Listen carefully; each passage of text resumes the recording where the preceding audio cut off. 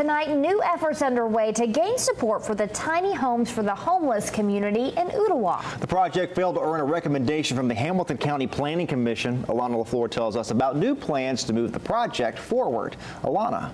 Josh, Latricia, the County Commission will still vote on the proposal next month. Mustard Seed Ministry backs the project and says it's going to start holding meetings to show neighbors what the tiny homes are all about, hoping to gain some more community support.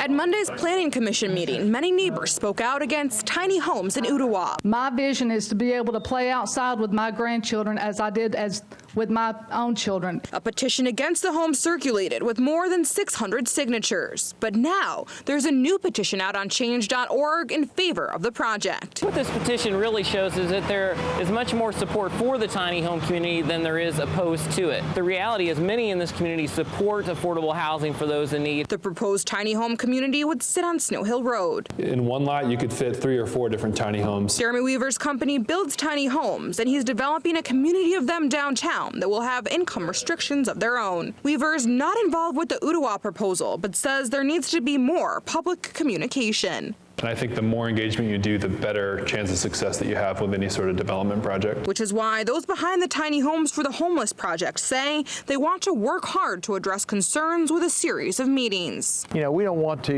people to be afraid, you know, and I understand their concerns. I mean, I'm a parent and various things like that, and we want people to know that we have thought everything through. Still, Weaver says there's many different reasons for homelessness, and the proposed Ottawa community needs to have the right focus. Tiny house community that's trying to address homelessness needs to be geared towards a very specific subset, you know, of people that are homeless that have you know, an issue that will be addressed by the rural location, and that won't be made worse by being in a rural location.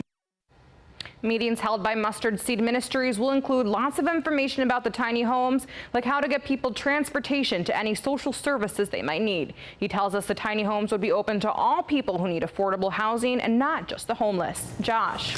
Alana, thank you. Pending approval at next month's County Commission meeting, there are plans to include a food pantry and volunteers at a medical station in the tiny home.